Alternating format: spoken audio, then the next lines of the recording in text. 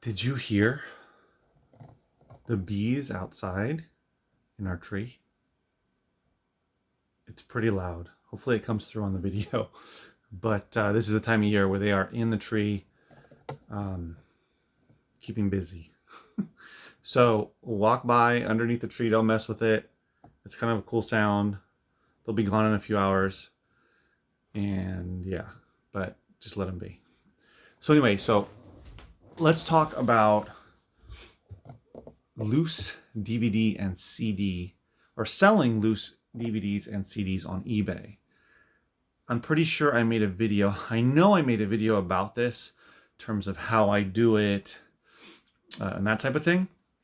But I just wanted to share with you why I continue to do it, some recent sales I had, why it's helpful to your business. So again, I'm Andrew from 510 Books. I'm in my house right now, but I have kind of semi-surrounded by stuff that I sold over the weekend.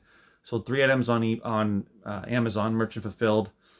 And I sold, let's see, 1, 2, 3, 3 loose disc lots, and then 1, 2, 3, 4 items on eBay. So it was a slow weekend. If I didn't have the auctions, by the way, these are 7-day auctions. Sometimes I do 10-day auctions, but I do auctions for the loose disc lots on eBay. If I didn't have those 3, it would have been a super slow weekend. So that's one of my main reasons, is it's a nice way to guarantee some money on eBay if things are slow. I know that when I run a 7 to 10-day auction on eBay, whether it's these or something else, I try to only run auctions on items that I know for sure are going to get some decent money, some decent bids, and this is one of them. I found out that this does really well. So I do know that I'm going to make some money, and I'll be able to get rid of this stuff. And again, these are from bulk buys. So these are items that I wouldn't be able to sell individually. So I try to put them together. I do put them together and sell them on eBay. So this is one lot. That is a DVD lot. This one down here is a CD lot. And then this box is a kids DVD lot. What do you think did better? The kids DVD lot, which by the way has 200 discs, or the loose CD, as in music CD lot down here, which has over 600, about 620 plus loose CDs. So that or that? What do you think? Kids DVDs or loose CDs? Drum roll. Not the CDs. It did about, what was it, $75, $78? This here, $105. $105. There it is. Over 600 loose CDs. $78 exactly. Of course, this is all plus shipping. And look at this one. 200 kids DVD lots. $102.50 plus shipping. How did I do on the... How many do I have? Over 600 I had. So this box is over 600 loose DVD movies. They're mostly, mainstream type of movies. 600, like 20, 630. This one ended up bidding up to $105 as well. I don't know if I messed that up, but it's $105 for this one, and it was $102 for the kids. Anyway, there's a lot of numbers there, but they did really well. So cumulatively, in total, all 3 of them were $286, even for 3 loose CD lots. Just 3, plus shipping. They paid over $50 for shipping. What I end up doing, actually, this went to the same person, which is unusual. Usually they go to different people.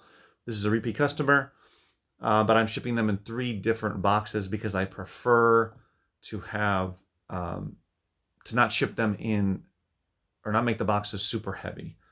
When I ship really heavy stuff, media mail, there is a chance that it could be opened by a postal inspector. I've talked about this in the past.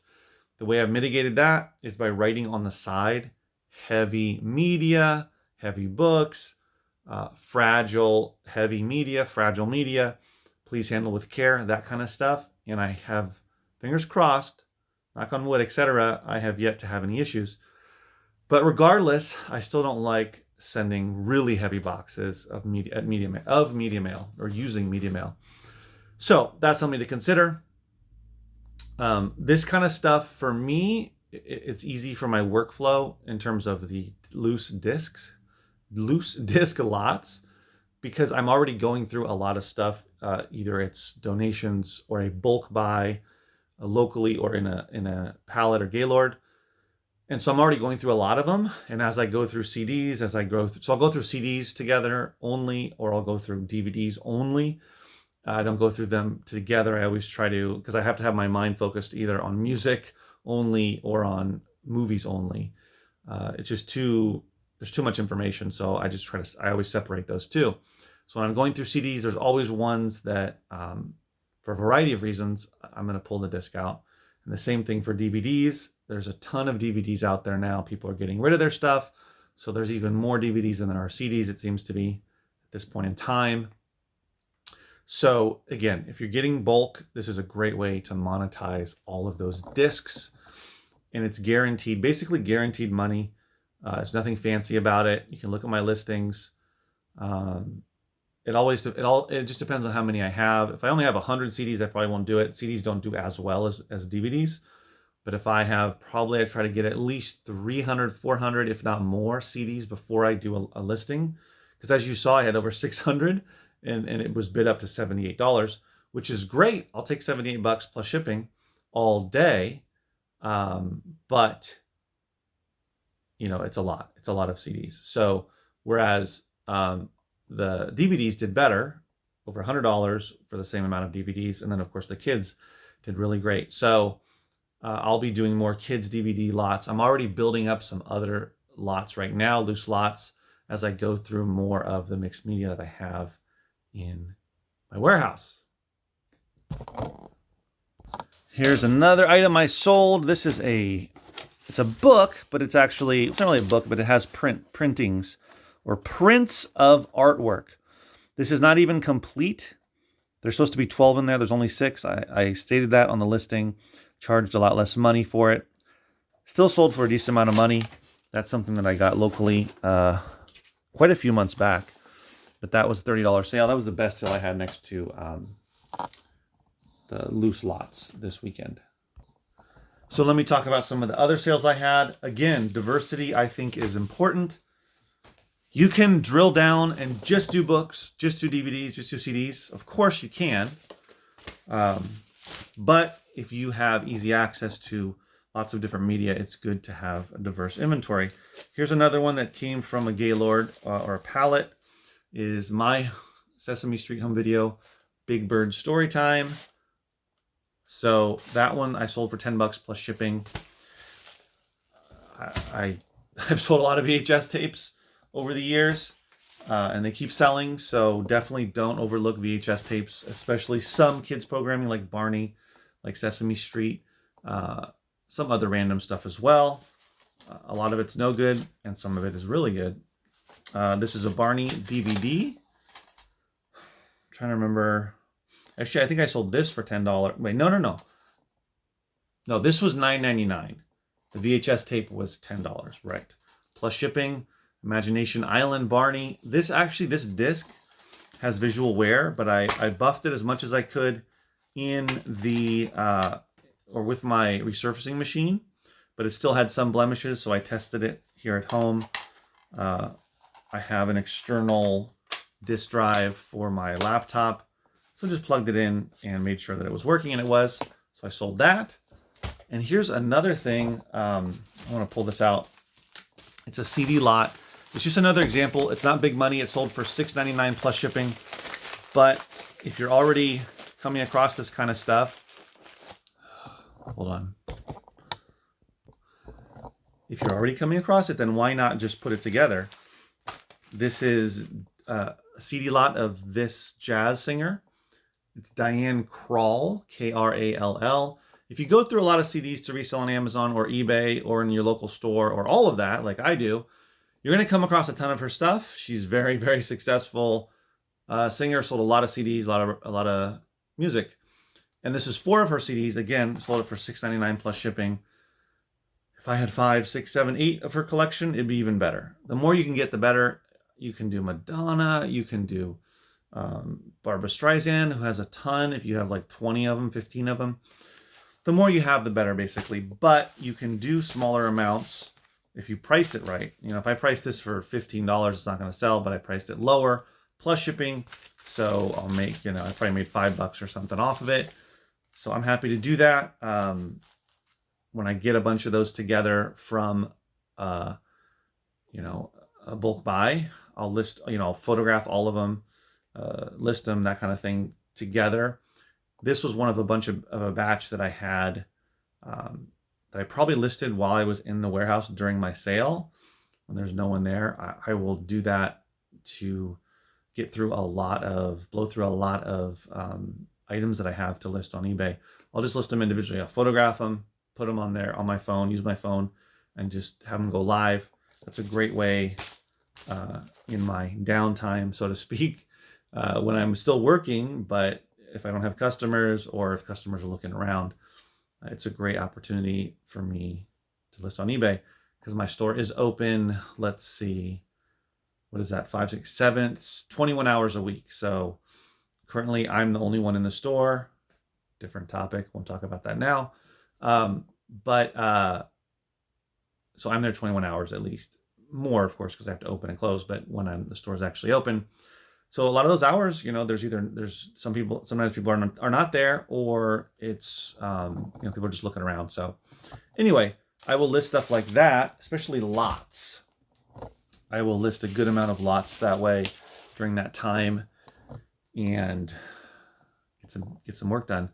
Also behind me, I have 3 Amazon sales, 2 CDs, and a book. Let me show you the book. So this is a book I sold for $47. It's still sealed, actually, on Amazon. The People's Bible. It's basically brand new. But I didn't list it brand new. I listed it like new. Don't try. I would not do anything new on Amazon. Don't even mess with it. Anyway, so that sold for $47. That probably took a couple of months to sell. So that's always great to sell something for a decent amount of money on Amazon because, as you may or may not know, my Amazon business has gone way down because I just haven't, the stuff I'm getting is more appropriate for eBay or for my local sales. So I haven't been able to list as much. Although on the ground here, I do have some items that I will be listing on Amazon either today or tomorrow. This one on the left is merchant fulfilled. That one on the right is FBA. I probably have enough to do a tiny little FBA shipment. It's not going to be super lucrative, but still worth it.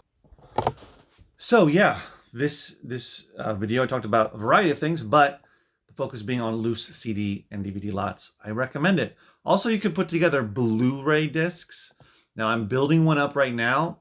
I try to put almost all of my Blu-rays that I come across in my warehouse sale, in my store. I should stop calling it a warehouse sale. It is a store. In my store, book and media store, or if it's a really high-priced Blu-ray that I can sell for maybe $50 to $100, I'll probably put it on eBay. But I rarely come across a loose Blu-ray, but I do occasionally. And I have a stack of maybe 30 or 40 going right now. I want to probably get it up to 100 or so because I haven't actually done a loose Blu-ray disc. Loose Blu-ray lot on eBay. So that'll be fun to see how that goes once I get enough of them together, but it'll probably take a while. But that's another option you can do. Another thing you can do also is video games, of course. If you have a bunch of loose video games, be they PC or console games, you can put those together. Those can go really well, do really well. But those kind of sellers might be resellers as well. It could be collectors, but they might be a little more picky in terms of the condition of the discs. But I always put on there that the condition of the disc varies. You know, some show a lot of wear, scratches. Others look pristine or brand new. It just varies, right? But they're sold as is. They're untested. So make sure to include that information in your listing. All right, guys. If you enjoyed the video, give it a thumbs up. If you're not subscribed, make sure and subscribe to the channel. I've been making videos lately. It's been fun. I'm enjoying it. Please leave a comment below if you have any questions or just general comments. I appreciate those as well, and I'll see you in the next video. Stay safe. Take care.